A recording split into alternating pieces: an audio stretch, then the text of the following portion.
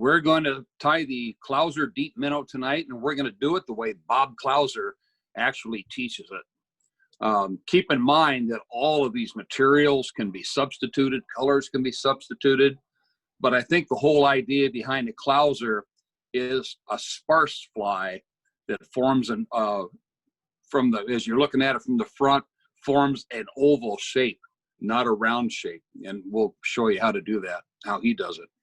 And it seems to work pretty good. I've tied up a number of them. I'll show you a couple of examples of what we're doing.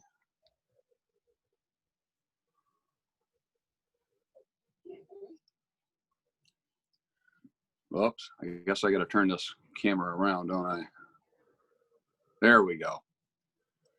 This is an example, and it actually rides upside down like this. So there's pink and purple with, you see how that flash is rippled.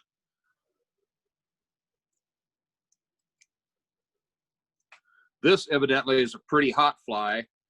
It's called the crabby color. And you can see that coloration, red instead of chartreuse.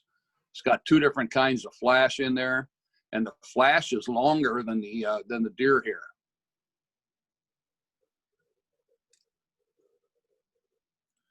If I can get my tools to work. And this is the one we're going to tie tonight.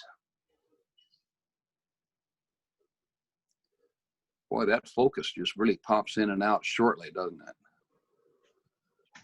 But you can see that from the front, it forms a tall oval. From the side, it flares out. So he's got a pretty good idea, or a pretty good way of doing this. Now we're going to be tying with a Gamakatsu B10S tonight. And that's this hook right here. It's got a medium shank to it, but an awful lot of streamers are tied with this hook. I was amazed when I really started looking around. So that's the one we're going to use tonight, but you can also use several others. This is a Firehole 811S. It's got a little bit longer shank to it and a little bit heavier wire. These also make an excellent streamer.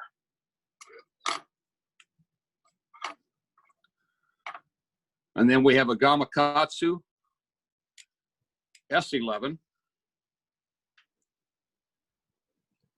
And that's a little bit narrower gap, but longer shafts. So you can do it with any of these style of hooks. Jim, can I jump in for a second? Go right ahead. When we put together the kits for you participants, we gave you enough materials and such for several of each fly. In this particular bag for the Clousers, there's, I think, 3 hooks that are very similar to the one that Jim's just putting in his vise right now. The other hook is a little lighter wire and not as wide a gap. And you'll also notice that in some of your packets, there's 2 different sizes of dumbbell eyes. Just make sure that you use the bigger dumbbell eye with the larger wire hook, and the smaller dumbbell eye with the hook that's made out of a smaller diameter wire. You'll know what I mean when you look at it. And then the dumbbell that we're using tonight is just a simple dumbbell eyes, painted yellow with a little black iris to it. It's not very big. I think it's a small, actually. You can get bigger ones. It's 5/32, and it's made by Spirit River.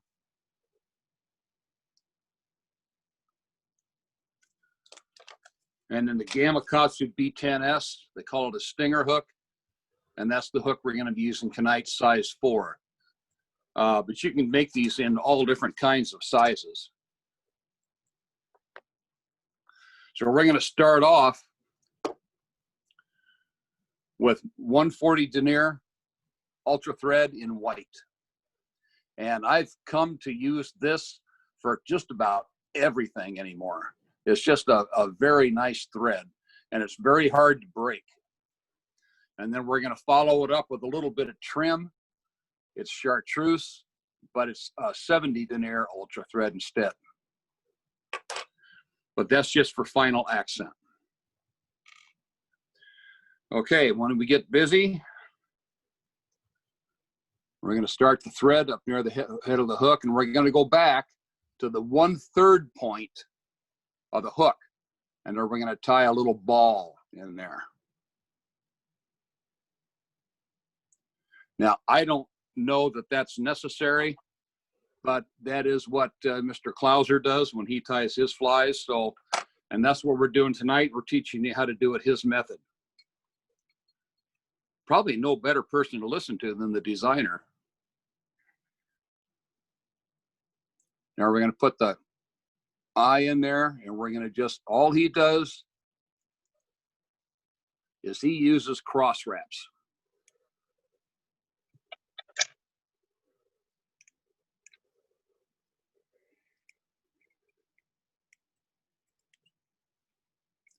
Make sure that that's perpendicular to the hook shaft, which it is pretty good. And then I'm just going to make a couple of interweaving wraps. I'm just simply going around the cross wraps. I'm not going under the hook or anything else, and then just kind of pull that tight, and that makes that wrap a lot sturdier from my experience. Then he tells you to wrap all the way to the eye and then back about halfway. So we've got that eye about 1/3 of the way back along the length of that shaft. Now this is going to be the bottom of the fly. This is going to be the top of the fly up here or down here. So we're going to tie the bottom up first, and that's going to be white deer hair. Now I said you could tie about any kind of materials you want. You can use near hair, fake hair, all kinds of neat stuff. And I've already pre-prepped this bundle because it takes a while. You can't cut it nice and neatly off the tail. So you have to adjust the fibers just a little bit. So I've got a relatively even tail back here. And we're going to go approximately 2 lengths behind. So right about there. So that's about how long our tail is going to be. You can make the tail longer if you want to, but the whole idea is to kind of keep the fly just a little bit on the short side for smaller fish like smallmouth bass, which is what this fly was actually originally designed for, was smallmouth bass. So we want to find out where we're going to cut the hair, measuring it. That's about right. So now I'm going to cut the hair real quick. So now we come up with this. We've got the tail, we've got the hair, and he does something a little bit kind of strange. When he ties, he simply starts tying, wraps 3 or 4 ties around it, and then pulls it slow.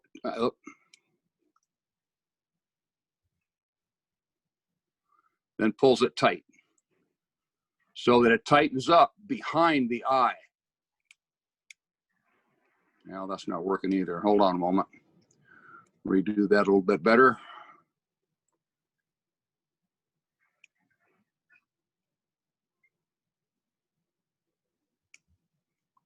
That is slipping off on me. Didn't do this last night when I made those samples.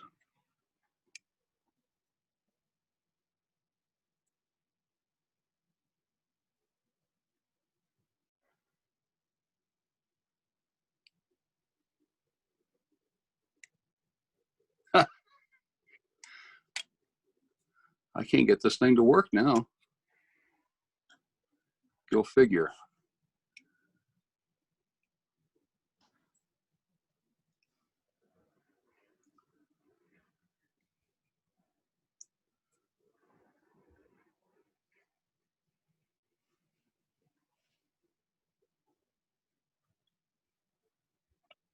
There we go.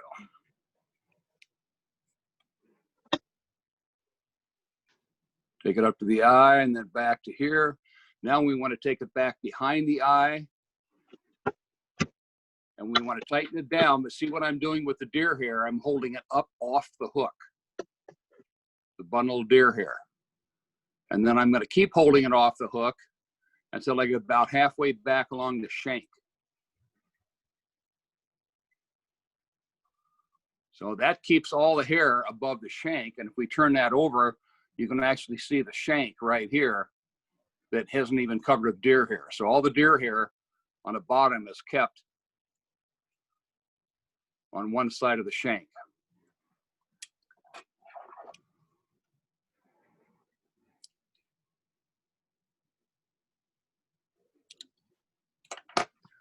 So that part's done. Now we turn the fly over.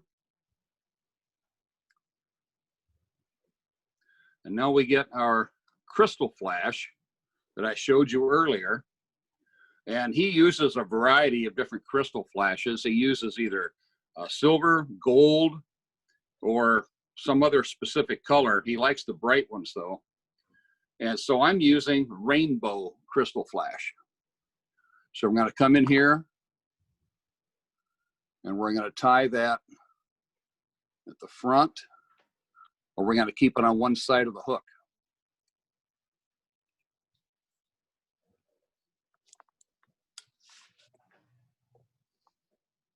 Sorry about that. I get involved and then I knock over my tripod.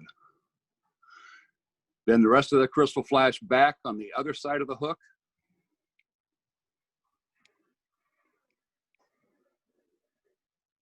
Don't worry about trimming it right now.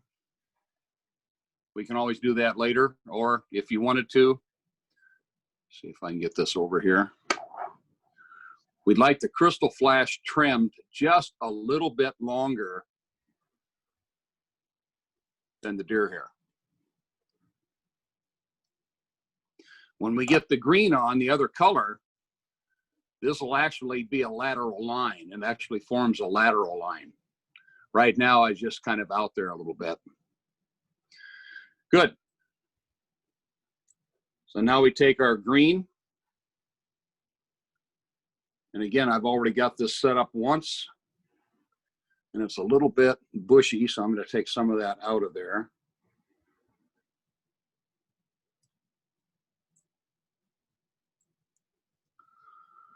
Okay, now we're going to measure the same length as the white. And that's where we're going to cut it. Again, we have a nice sharp line, and we're kind of holding it up in an angle.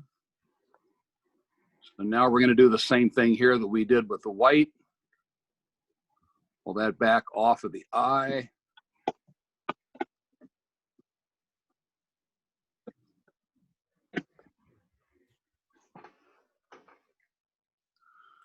And there, take our scissors and we kind of separate the hair out on either side of the hook. And we're almost finished. It's a very quick and easy fly to tie. Now we're going to make a few wraps on this head. If I can do this, the camera actually occludes my view of this. You guys see it nicely, but I don't. There we go. Don't need a lot.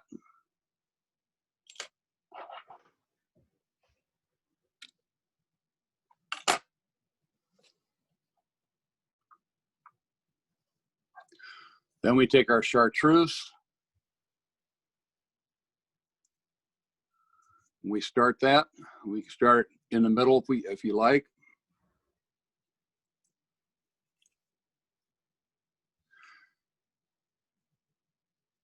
He tends to leave a little bit of a white band just ahead of the eyes, but the rest of the nose is colored chartreuse.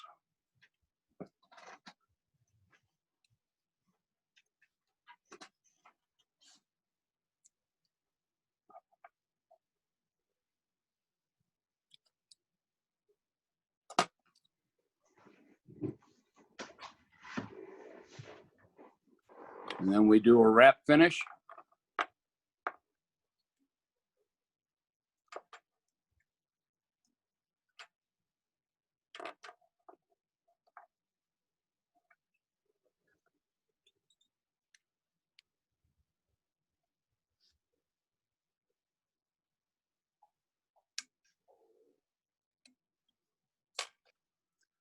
Snug it up. Trim it off. Then he uses just about any kind of head cement. He was using Hardest Hall, but Hardest Hall takes a while to set up, and the super glue just seems to really work well on this. Matter of fact, right here is a good time maybe to pull these feathers back just a touch, or the hair, and put just a little bit of glue right in there. Turn it over, a little bit of glue here, just to make the head a little sturdier. And this is Zap-A-Gap medium, which I use almost entirely now. So there it is. That's it, finished right there. Royce, are we including head cement in those kits? Nope. Okay, a tip, if you guys don't have super glue and you don't have head cement, if you have a significant other that has nail polish, that is another alternative you can use. Yep, nail polish is good. You can stop at any hardware store and just pick up a little thing of super glue, because that's all that Zap-A-Gap is super glue. I would get some super glue on hand anyway, both thin and thick. The thin really soaks in to the wrappings and makes the whole thing a lot sturdier. The thick tends to be a little more controllable.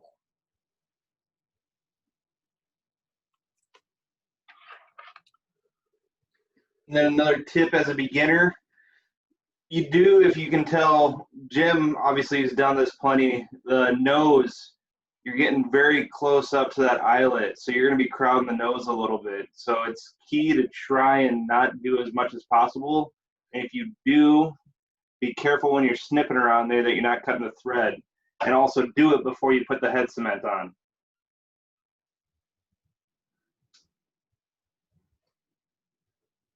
So that's pretty much it right there. And oh, you don't want to put any super glue in the eye either. That's a devil of a thing to get out. Kurt, can you give me the big screen for just a second? Yes, I can, sir. For regular old head cement, this is all I use. And you can't read it. Anyway, it's called Sally Hansen's Hard as Nails, and it's just clear fingernail polish. For regular head cement, this is all I use. But yeah, like Jim is saying, when I need something that needs a little bit more coverage than that, I have just regular old super glue that I use in my woodworking shop. And I've got thin, medium, and thick. And so whatever I need for that, it's really the same stuff as that Zap-A-Gap that Jim's talking about. Yeah.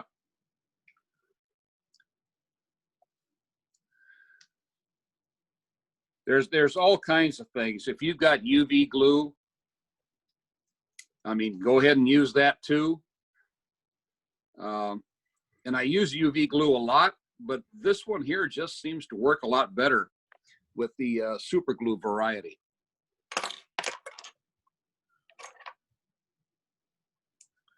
I was just clearing out the eye.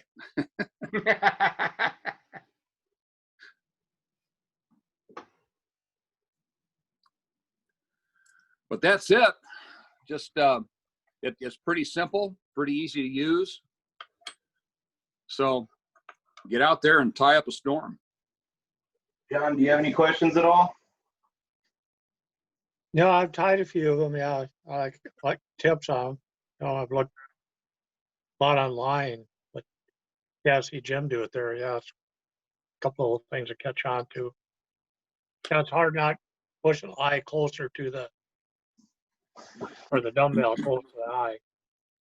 I put it way too close in a few of them. Yeah, he said measure the shank, the flat part of the shank by thirds and set it 1/3 back from the eye. Okay. And obviously that'd be back a little farther if you're using a longer shank. Right. I found that when I use a long shank, and this is just me, I tend to make a longer fly. Okay. Where if I use a shorter shank, my fly is shorter. I just tend to do that. I tend to overdress my flies. I tend to make things too long. So using that B10S hook with a slightly shorter shank really, I think, enhances the fly, especially for smallmouth and trout. Now, if you're going out for something larger, northern and so forth, by all means, use a longer shank or tie 2 hooks together, whatever you have to do there. And that we can do that in another class too. We can teach articulation, how to tie various hooks on as trailer hooks and so forth. There's several different ways that it can be done, depending on whether you want the trailer hook relatively stationary, or you have other materials to hold the trailer hook in place, as to what kind of a wire or braid you might use to tie that hook on. But you can get some really good articulation with different hooks and shanks and so forth. So we can do that later. Jim, do you have any tips for the deer hair when you're going over the eyelet to try and get that to grab better? Or is it more or less just a practice thing? You just got to keep going at it. It's just, well, it's fingertip micro control. If you saw that I had a hold of the deer hair and I was wrapping up here, I had hold of the deer hair, and as I was wrapping the thread around it, I was pulling back on the deer hair a little bit to adjust it to where it would form behind the eye instead of over the top of the eye. So you've got control of that whole bunch of deer hair, and your hook is already in the vise. You're not going to do anything there. So pulling on the deer hair a little bit against the hook will adjust that deer hair to where it ends up just exactly where you want it. All right.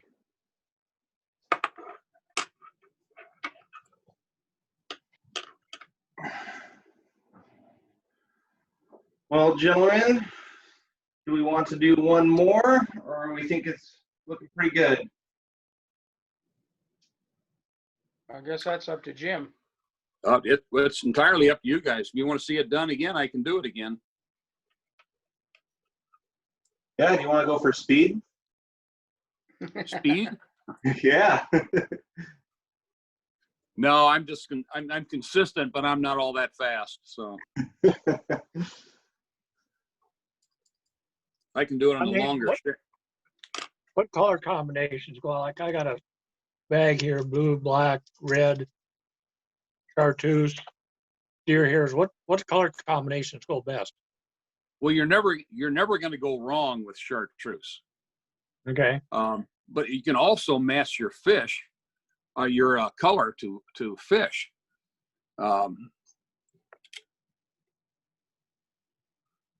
Like I said, I tied this one in pink and purple.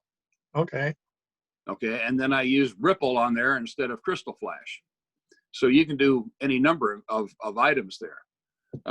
It was just a few days ago that I discovered this crabby color that they were talking about. So we got a crabby color in there too. And that's brown deer hair on the top. And boy, I'll tell you what, that's tough to find fairly long in any tail. It always tends to be the shorter fibers. Right.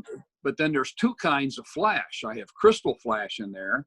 That's the gold. And then I have a copper tinsel. And then instead of using white, I'm using red thread. And instead of using an eye, I'm just using a black dumbbell. Okay. Other than that, the white is still there. But you can use yellow instead of white. You can make one all green. You can make one all white. You can use a couple different colors of blue. blue and green together. Whatever you think your local fish are gonna bite on. Yeah. You don't have to stick to any one particular color. Probably want to go though with kind of a darker color with a lighter color. Yeah, that tends to Oh, go pretty good that way. Something natural, dark top, white belly, and then something a little flashier for the muddier stuff. Yeah. Now, do keep in mind though that these are tied to imitate bait fish, obviously, and most fish, their belly is lighter than their back.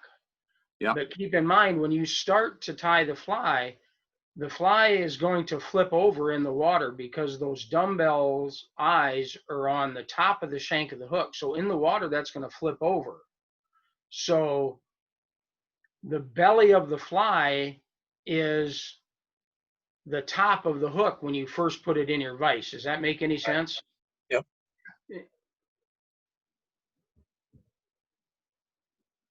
Yeah, it's going to ride this way in the water. In fact, if you want something to ride a little bit more even keeled, you might even be able to put the eye halfway along the shank instead of 1/3 of the way. And that would make it ride a little more even keel when you're jerking it. This one is going to go like this, okay? If you move the eye farther back, then it tends to go more like this. See what I mean? Yep. And that can go with the imitation. You can put some up further on the shank, and that'll lead to the bait fish looking more like it's feeding off the ground, the bottom, where if you put it further back, it looks like it's just straight swimming. Yeah. Yeah. Well, I was telling Roy said I went out to Wall Lake and I didn't use a fly rod because it's too windy. And it was on the docks. There's a couple of other people, but I just casted some lures by ultralight. And it's kind of nice to see how they worked in the water. So I got some lures tied up. No idea how anyone looked in the water. And I did catch one little sunfish. Hey! It's like a little kid jumping him down, There you go. Yeah, it's amazing.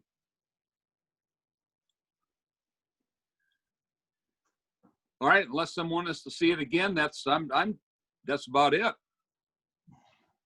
I'm going not much to the Clouser.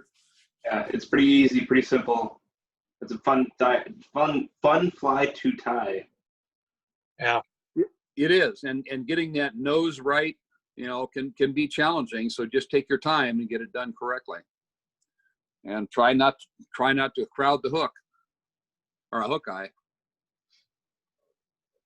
But they can be tied in a number of different hooks. I like the wider gap of the predator hooks, like the fire hole and the B10. But you can use the narrower gaps as well. You can use streamer hooks on there. It's just a variety of different things. Tempco makes an 811S that's very similar to the fire hole 811. That can be used. So, just go out and see what's out there. There are hooks that look like the Gamakatsu, but they're cocked off a little bit.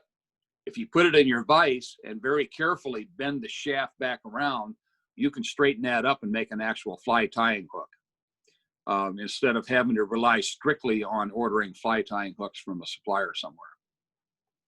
If you got the itch to tie something and all you've got are regular hooks, like bait hooks, by all means, put it in the vise, straighten it out a little bit, get rid of most of the cant, and then you can tie great flies on those. All right, I'm going to stop the recording now.